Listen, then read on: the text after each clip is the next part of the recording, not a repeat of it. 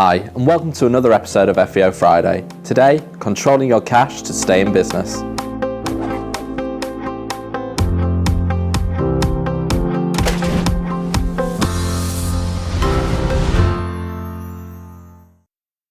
For most businesses, it's a shortage of cash that causes that business to fail, even if it's profitable. You really need to think about cash first, then profits, then growth. So David, how can businesses keep control of this?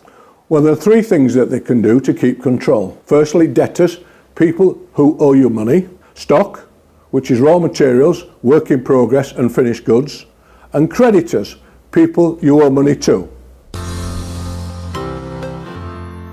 Well, debtors, creditors and stock, they're the key ingredients for a healthy cash flow. It's absolutely paramount that you do credit checks for anybody that you're going to offer credit to. Well, one of the key benefits of sending invoices out early is that the invoice gets treated earlier from a payment point of view. So it's paramount that you send the invoices out as early as you can, and certainly within the period in which the goods were delivered. And we have in the past closed an account that spent around £60,000 a year with us because we were unsure whether they were financially sound. And actually we were proven right. They went bust within probably 3 months of us closing the account. We managed to get all the cash before they went bust.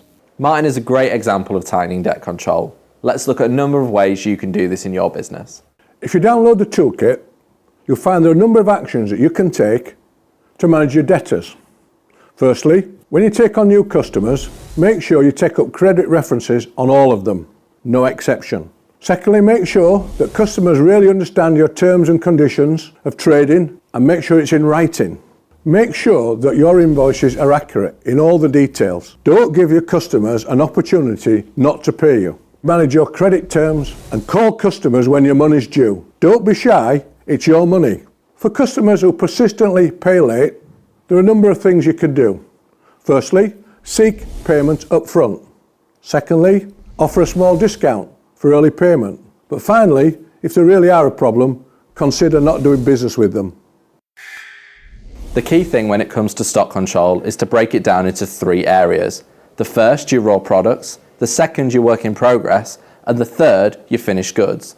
Firstly, when it comes to redundant products, you need to get rid of these ASAP. Tell your accountant and then they can write them off in your accounts.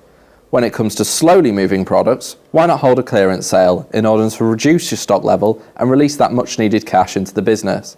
And finally, fast moving products. You need to make sure you have enough of these to meet those key orders.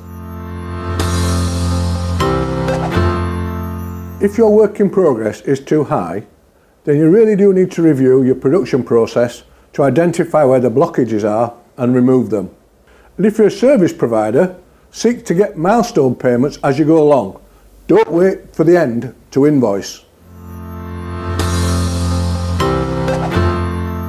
The creditors are an important part of your business, and because they supply you with goods and services to help you serve customers. But if you don't look after them, they can give you major problems. In fact, they can put you out of business and even get you bad credit references. Within the toolkit, Dave, action 1 in this area is to monitor your cash daily. What would be your advice on that? It would be do exactly that, because the last thing that you want to do is issue payments out and the bank has to bounce them because there's no money there.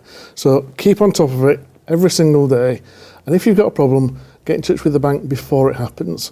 The last thing we want are surprises and have to do something about it. Yeah, action 2 in the toolkit is actually to keep the bank informed, because you don't like surprises. Most people don't, and bankers especially.